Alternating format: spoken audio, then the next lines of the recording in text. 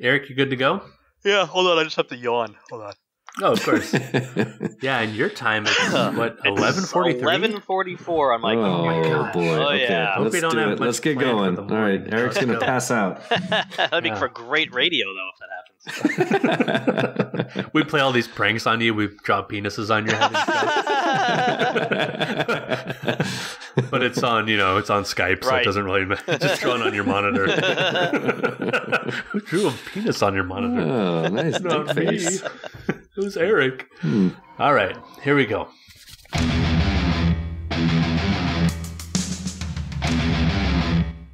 Welcome to Predator Minute, the podcast that breaks down the 1987 action sci-fi classic Predator 1 minute at a time. I'm John Zabriskie. And I'm Jeff Glover. And returning to join us once again, back-to-back weeks, is Eric Deutsch. Hello. I'm willing to brave all the sweat and the mosquitoes here, hiding in the trees with our two buddies, Dylan and Mac.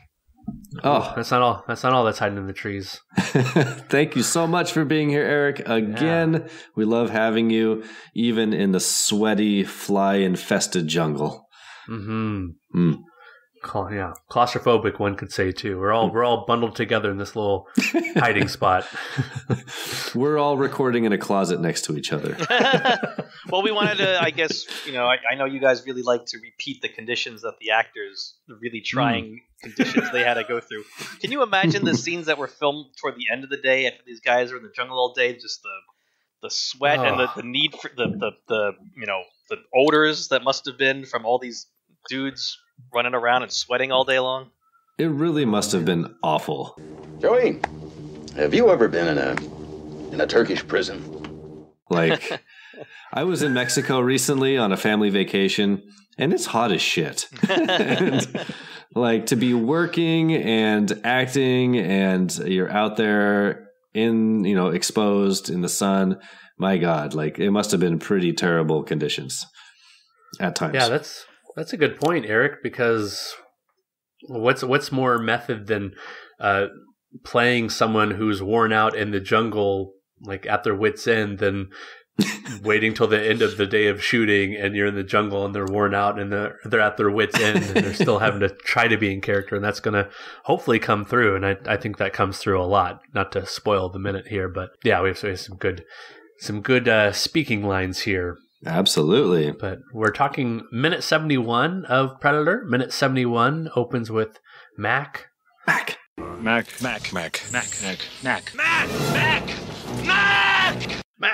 Looking and pointing at the Predator, and ends with Mac. Moving while staring into the jungle. First part of this minute, we're going to talk about the first 40 seconds or so here first. We carry over from last minute. Classic carry. We get Dylan and Mac. They're hiding out. They've just seen the Predator up in the trees. Mac is still kind of pointing up at him. Dylan looks from Mac to where Mac is pointing, and they see it together. And then we get some dialogue here. Yes, I know what you're thinking. I know what you're thinking. Dramatic line read. When did we start dramatic line reads with Eric on the show? You set us up. It's all bullshit. It was really one of the first kind of real ones, I feel like. I think so. It was our first, I felt like major character interaction. And yeah, Eric, if you want to continue on with possibly the last lines of both of these characters, with maybe Jeff choosing a part, you choosing a part, that'd be great. We would love to have that. Sure. Let me just open the notes here so I know what I'm going to say. Okay. All right. Now, Eric, this is somewhat a lopsided dialogue here. Dylan has a lot. Dylan. Whereas Mac just has a little. So do you feel like having a lot of dialogue or a little? Well, I did get to do my favorite Mac lines yesterday with some of the whispering, so I guess I can take Dylan this time. I'll see if I can channel his inner Mandalorian character and try to maybe say like that. I like it. You take Dylan's lines here, and I'll do Mac's one line near the end of their conversation. Ding. Oh, hello. All right. Dramatic line read. Ding. I'll be playing the part of the Predator, cloaked, but really obvious in the distance. Okay, here I go. I see it. Yeah, I see it. You know we can get this thing, Mac. You work your way down there toward him. Mac! I'll move up around. Hit the back of him. Flush him toward you. When I flush that son of a bitch, you nail him. I got a score to settle. We both got scores to settle. Wow. Nice. Impressive. Well done. And John, you really nailed it there, John. I was preening, so I hope really added an element, an unseen element in the radio world here. John, you mentioned here that Mac's last word is settle in this conversation, and Dylan's last word is settle here in this conversation. Yep. And just to spoil things a couple of minutes from now, those are both of their last words. They're both of them say settle as their last word. Wait a minute, doesn't Dylan say like Mac? Mac. And he finds him dead, but doesn't he? You know what? You're right. I guess if we're calling it like, I guess if we really want to parse it, I suppose you could say he says. He does say the Mac. One time, and then he's out. But Mac's last line is definitely settle, because later on when we hear the anytime, that is not Mac saying that. That is the Predator. It's pretty great that Dylan's last line is Mac. If only Mac's last line was Dylan.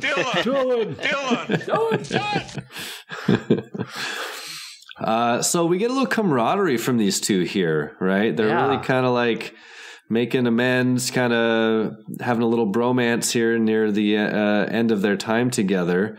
And we get Dylan kind of calling the shots in this conversation. Yeah, this is different than in the script. In the script, Dylan is the bumbling CIA agent in the field. And so everybody looks down on Dylan, who goes by Dixon in the script. Just Dixon. Fair warning if you're Dixon. Doesn't roll up the tongue as well. No, not as good. Dixon. But yeah, Dixon is not calling the shots at all, even at the very end of his life in the script.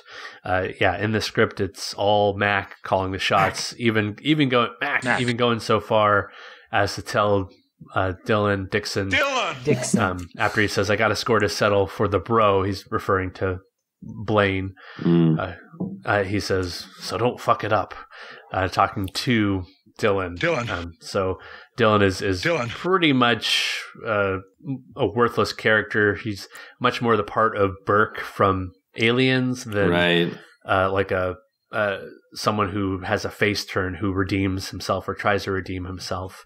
As seen in this movie. And I definitely prefer the camaraderie that you're talking about, Jeff, here than the looking down on this character until the character dies, essentially, in the script, in the original story. Yeah, well, it's more, it's more impactful as a viewer to sort of mourn the deaths of these characters as they go. Even Dylan, who who admittedly got them into this mess under false pretenses. By the end, or at this point in the film, they've kind of made a camaraderie here on the fact that they're being hunted by a killer alien. So at this point, they've kind of let all that go, and they're just out there to survive.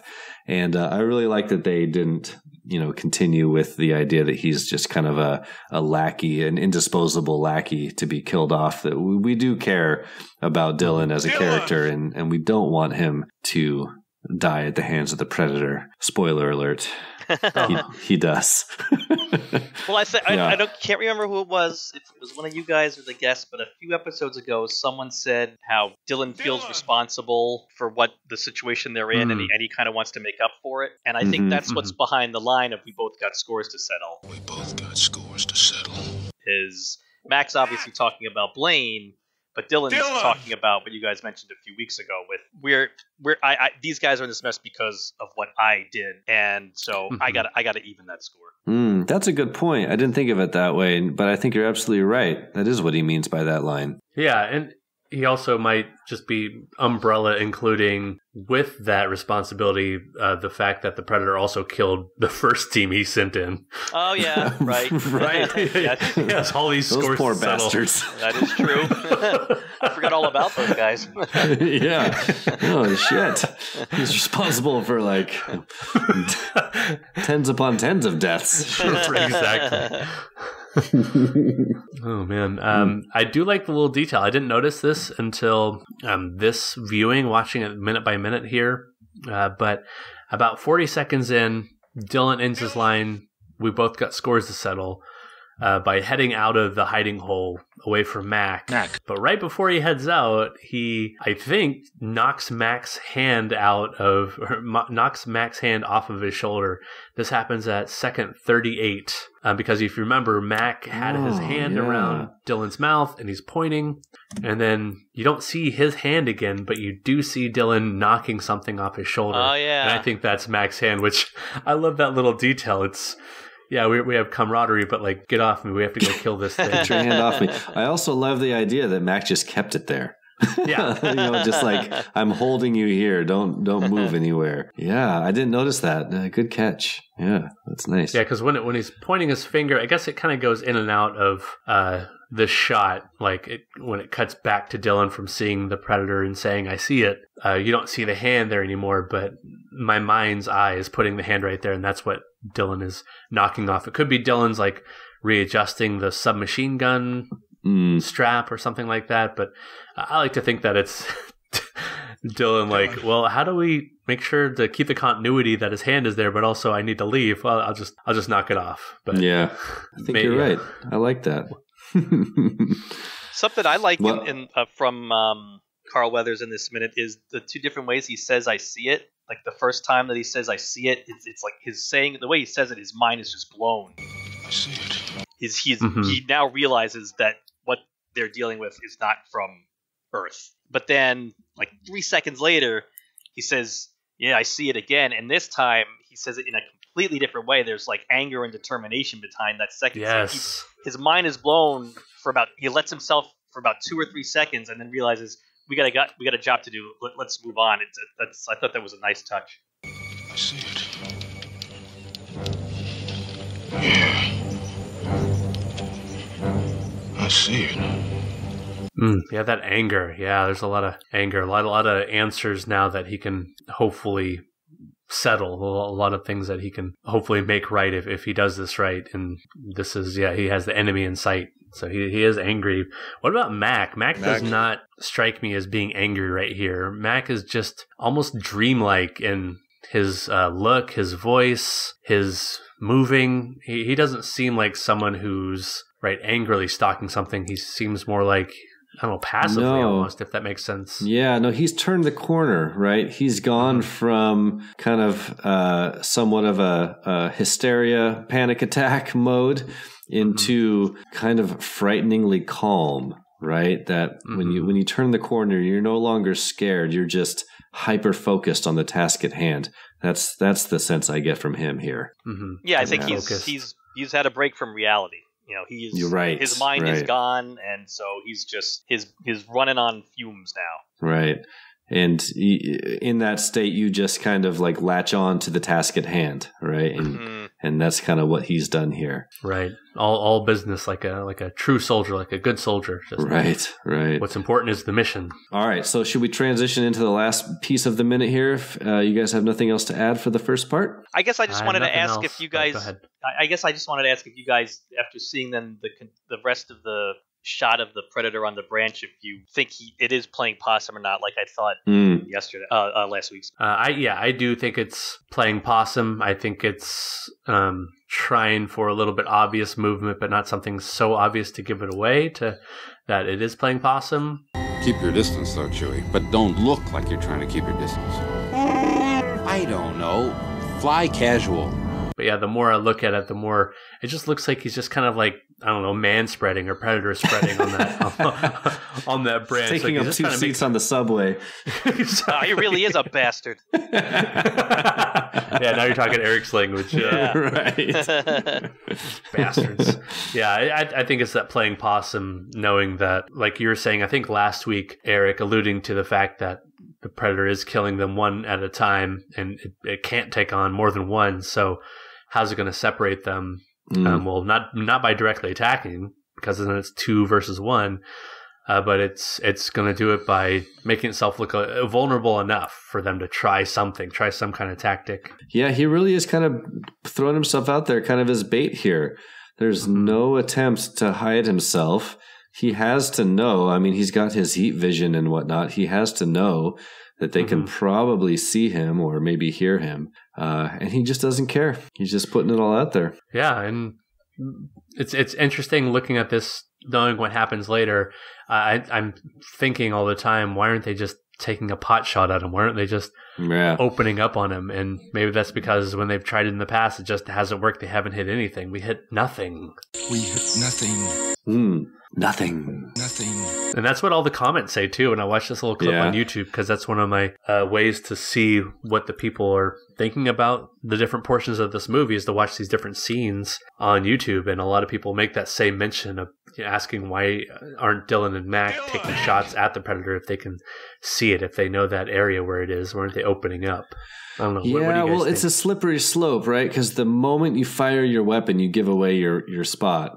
And, he's kind of far away, really. If you miss, now you've just started a firefight. And so I can understand the apprehension here, I guess is what I'm trying to say. Okay. Right? And they're also kind of in a spot where it's, they're sort of sitting there in semi-shock, just sort of observing this thing, this alien, this being. And in that moment, they might just be kind of taking it in for a minute.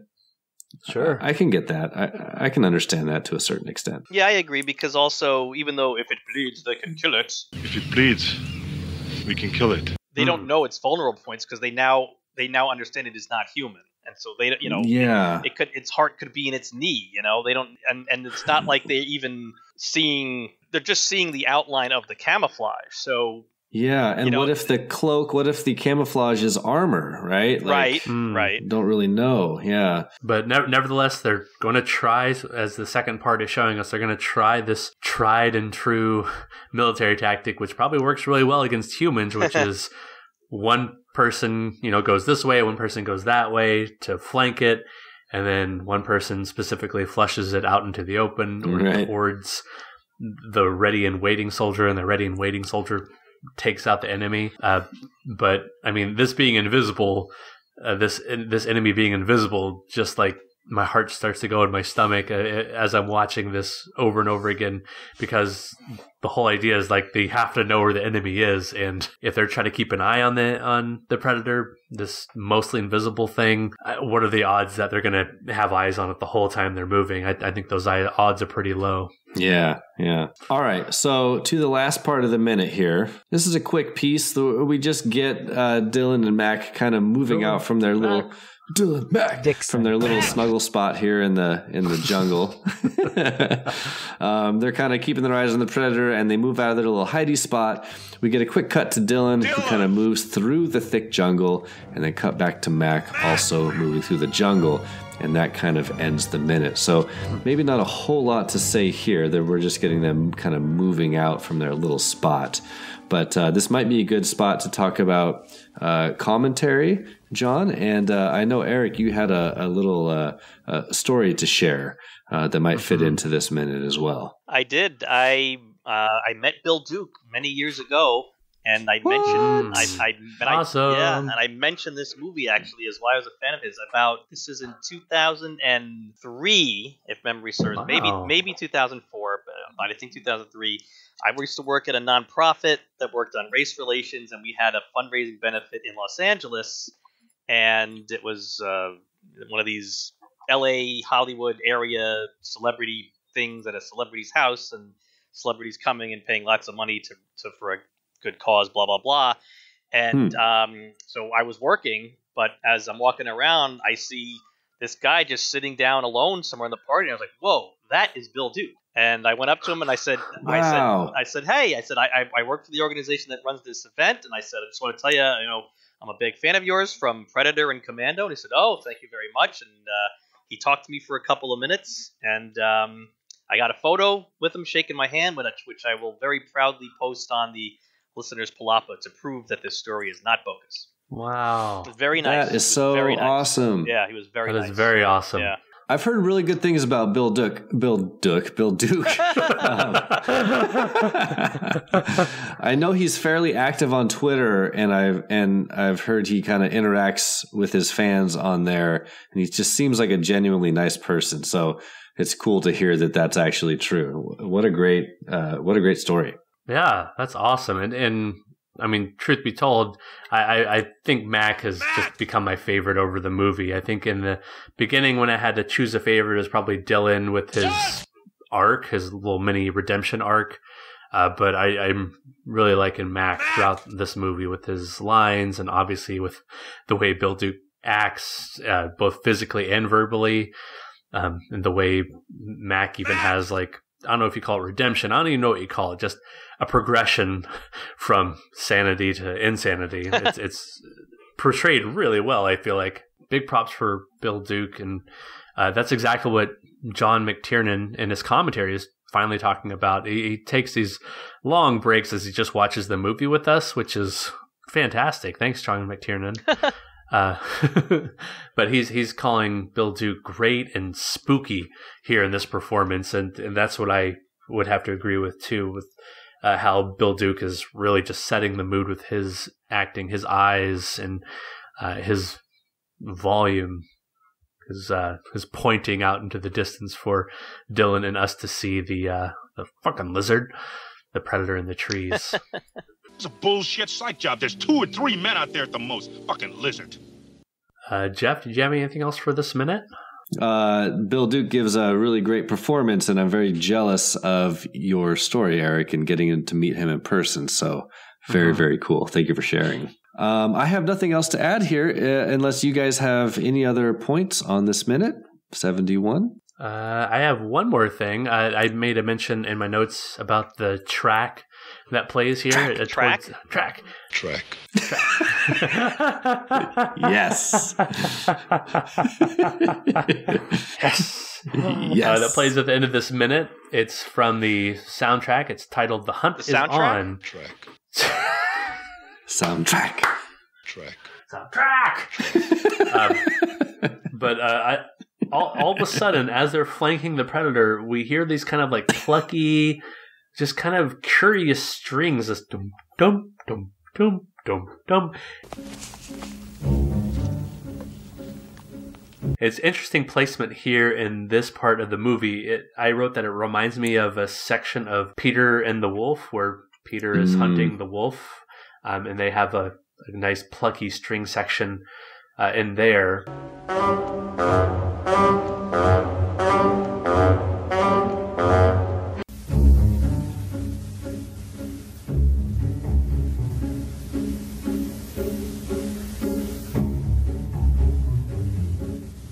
But it's an interesting choice, if you guys know what I mean, where especially you're focused on Mac making his way towards the predator. Mac.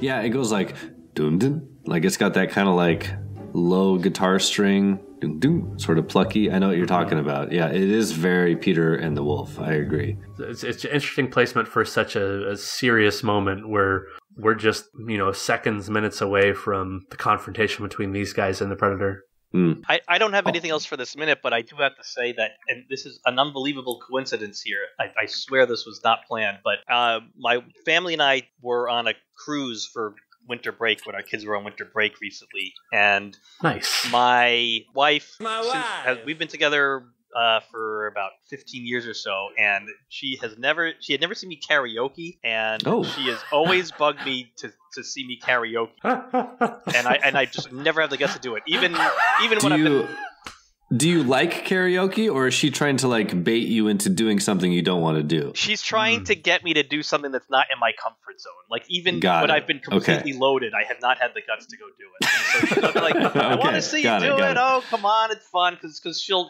do it. So we were on the cruise for her birthday, and so there was a lot of karaoke on this cruise, and so I finally decided there is a point to me telling the story on this show.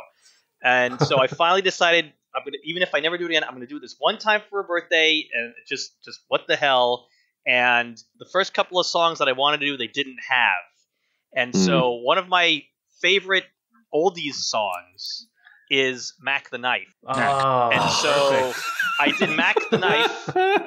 Could that someone be Mac the Knife? Oh. And since we're talking about me beating Bill Duke, and since you guys love the word Mac, I'm saying it over and over again now. I did Mac the Knife karaoke. Wow. Oh, I love it.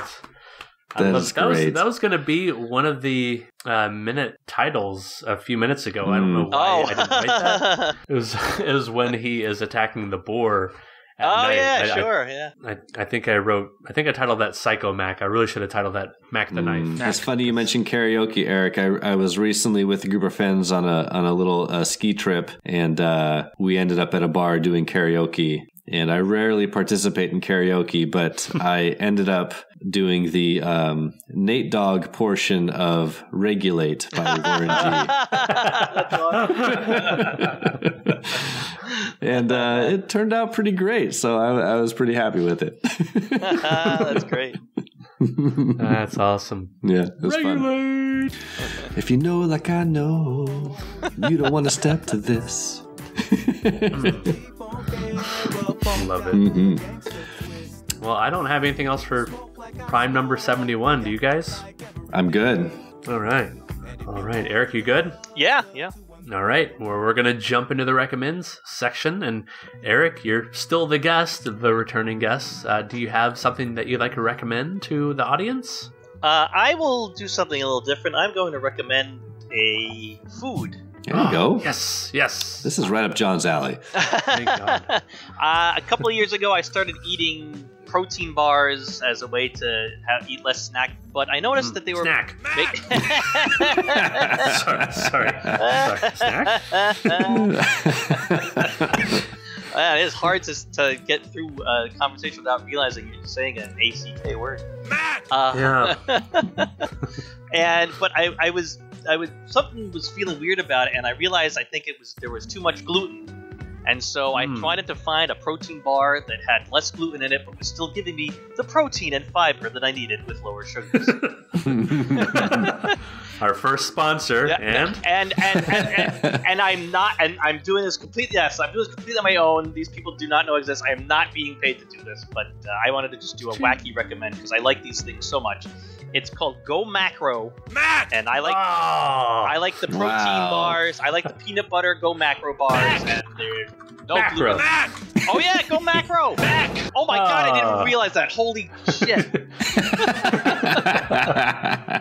That's the universe telling you something. Oh my God, right? that's too weird. I didn't even check the Go Macro. I love the Go Macro bars. I like the peanut butter flavor. They have others. I swear I'm not getting paid for this. I buy them. I buy them on Amazon. So I recommend Go Macro bar. Nice. Oh, nice. It's nice. That's nice. My life. Anyway, wow, that's awesome. I love having outside the kind of movie realm recommend. So thanks, Eric. All right, I'm going to bring things back into film and movies here. Yeah, there you go. There we go. Eric's in. He's there. All right. So HBO just started airing a new television show that is a Stephen King adaptation. I am a sucker for anything that is a Stephen King adaptation because I'm a big King fan. And they have recently adapted his recent novel, The Outsider, to a miniseries on HBO. And so far they have dropped 2 episodes. You have to wait a week in between each one. But so far they've been really, really good. I don't want to give away too much about The Outsider, but it is a kind of a crime mystery drama that eventually has some supernatural elements to it, of course, because it's King. And it's really well done, and I can't really say much more about it without giving anything away. I really think if you are interested in it, you should just go in knowing that much. Oh, come on, give it away. Give it up. Come on! I will just say there's a murder that happens, and they're trying to figure it out. So Jeff is a fan of murder. Murder. But in all seriousness, it is very, very good. I've watched the first 2 episodes. I'm already like clamoring for the third. I have to wait till Sunday night. So if you have HBO, check it out. It's very, very good. Okay, and what was that called again? The Outsider. The Outsider. Yes. What do you got there, John? I was thinking like a teacher, and I thought, well, I'm showing this documentary this week, and I like it. It's a good documentary. It's as part of a series of documentaries where they look at these structures of the past. The documentary series... Nerd! I know. The documentary series, thank you. The series is titled Engineering an Empire, and I think it does a really good job of breaking down the civilizations by studying what they built. And this week and last week, because of all the snow days, and we had to watch it over a couple of classroom days, a couple of class days. Jeez, can't talk. But we were watching the one about Egypt, and they talked about the pyramids, they talked about the obelisks, they talked a little bit about the Sphinx and the early dams in ancient Egypt, and I think the video series does a really good job of making it exciting in a weird way, because even though like these people are long dead and you're looking at these stone structures, they add a really good soundtrack to it. They're telling the stories of the different pharaohs and engineers and other people involved in the building, and the whole thing, the whole series is guest narrated. I don't know, it has like several different narrators. There's like the one all throughout over everything that you never see, but there's also like the in-person narrator who's walking around the different structures, and that's Peter Weller, RoboCop himself. Oh, it turns out he has a PhD in history. What? He just loves this stuff. So I remember when I first put that on a few years ago as one of the documentaries that we watched in class, I was just so excited. I told all the students, they didn't know what I was talking about. You don't understand, you guys. This guy got shot like 8 times in the face. Right. Came back as a robot cop. Robot cop. But yeah, it's super cool to see that as like this extra element, this extra dimension. But if you're a history nerd and you just want to have something on to learn about the different structures, or something on the background with the cool structures and Peter Weller, you can't go wrong with Engineering an Empire. And I think the whole series is now on archive.org, which is really handy, the Internet Archive. I've been showing it from a video file all these years, downloaded from YouTube. Right.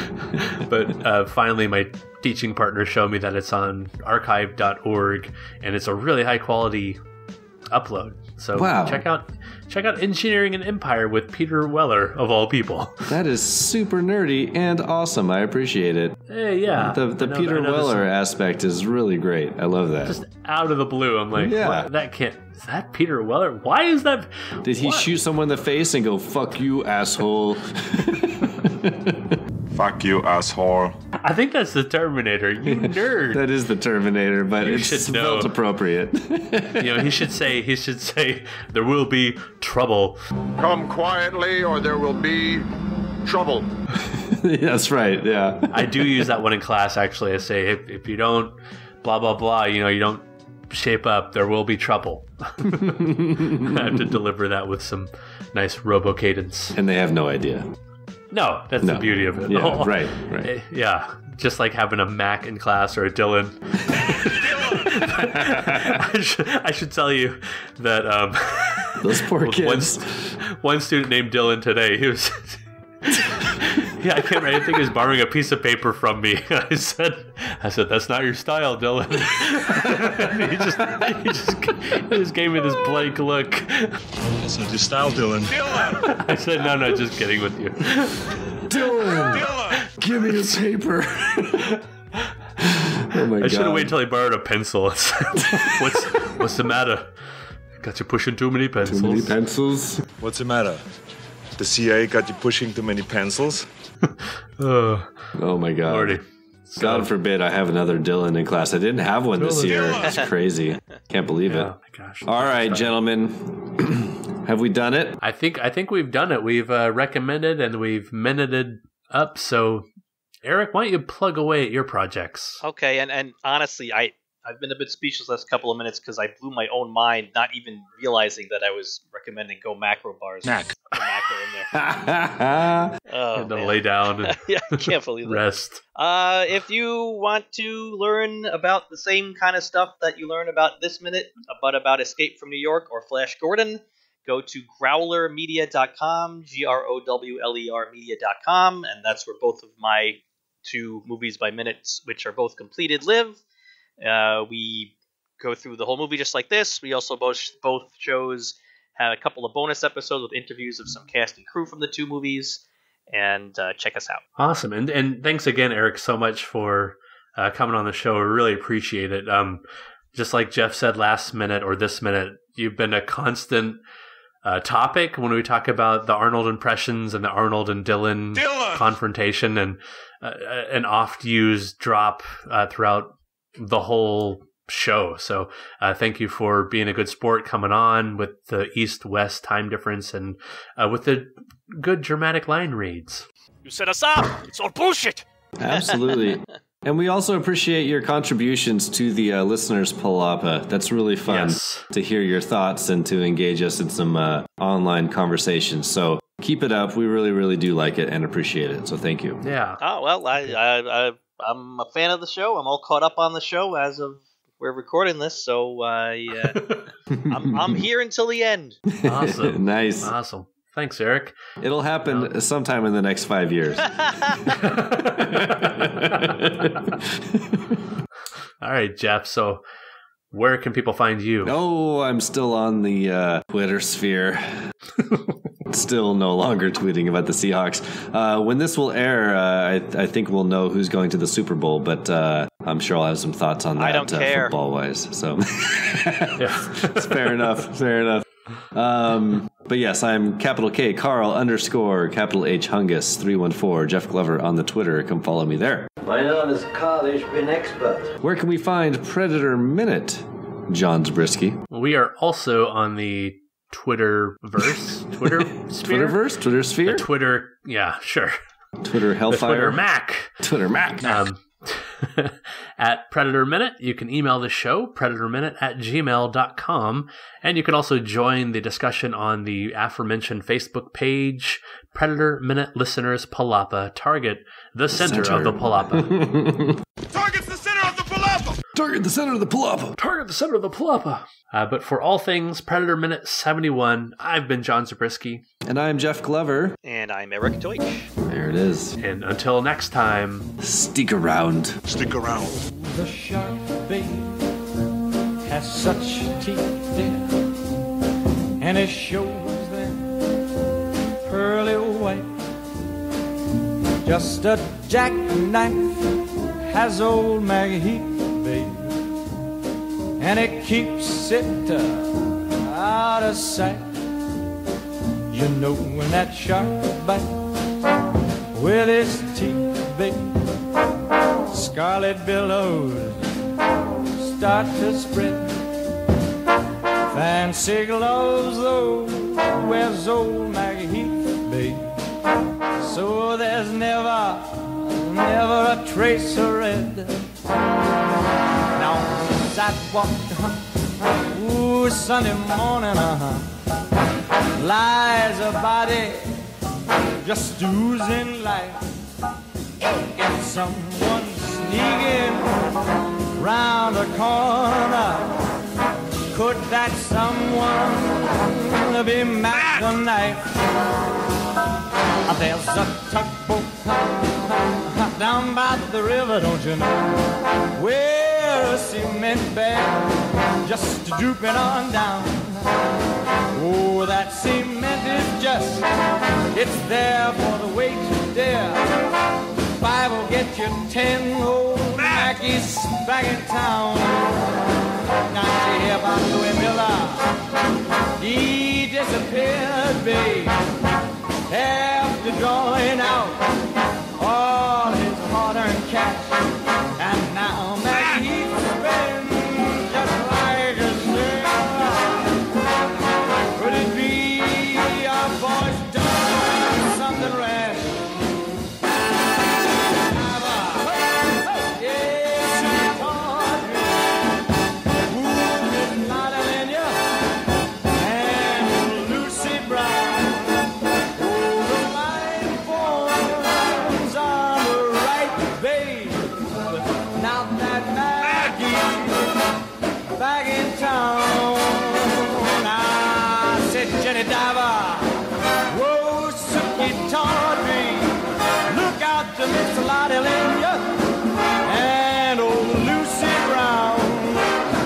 that light